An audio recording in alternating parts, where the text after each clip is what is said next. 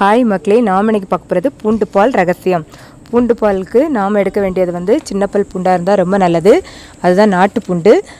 அதை ஒரு கைப்பிடி வர்ற அளவுக்கு எடுத்து அந்த தோலெல்லாம் நல்லா நீக்கிட்டு ஒரு பாத்திரத்தில் தண்ணி எடுத்து நம்ம எடுத்து வச்சுருக்க அந்த பூண்டை அதில் போட்டு நல்லா கொதிக்க விடணும்.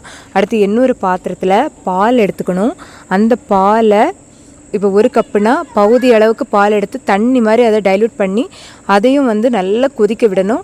கொதித்து வந்த பிறகு இப்போ நம்ம ஆல்ரெடி பண்ணி வச்சுருக்க அந்த பாலையும் பூண்டையும் இப்போ ஒன்றாக்கி சாறு இறங்குறது வரைக்கும் நல்லா கொதிக்க விட்டு நல்லா ஆற வச்சு இதை குடிக்க கொடுக்கணும். இந்த மாதிரி குடிச்சிட்டே வந்தோன்னா ஃபேட்டி லிவர் நல்லா குறையும். அதே மாதிரி சக்கரை வியாதி உள்ளவங்க, ரத்த கொதிப்பு உள்ளவங்க, ரத்தத்தில் கொலஸ்ட்ரால் அதிகமாக இருக்கவங்க வாரத்தில் 3 நாள் இந்த மாதிரி செய்து குடிச்சிட்டே வந்தால் நல்ல பலன் கிடைக்கும். ரத்தத்தில் கொலஸ்ட்ரால் அளவு நல்லா குறைஞ்சிருக்கும்.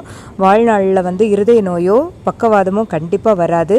கேஸ் பிடிப்புனால நம்ம உடம்புல அங்கங்கே நல்லா பிடிச்சி நல்ல வலி இருக்கும், உடம்புல முறுக்குற மாதிரி ஒரு வலி இருக்கும். அந்த மாதிரி நேரத்தில் இந்த மாதிரி செய்து குடித்தோன்னா கண்டிப்பாக அந்த வலியெல்லாம் நல்லா சரியாகும். அடுத்த நாள் மோஷன் நல்லா போகும். அதே மாதிரி சளி தொந்தரவு உள்ளவங்க இந்த மாதிரி செய்து குடிக்கிறப்ப சளியும் அடுத்த நாள் நல்ல மோஷனில் இறங்கியிருக்கும்.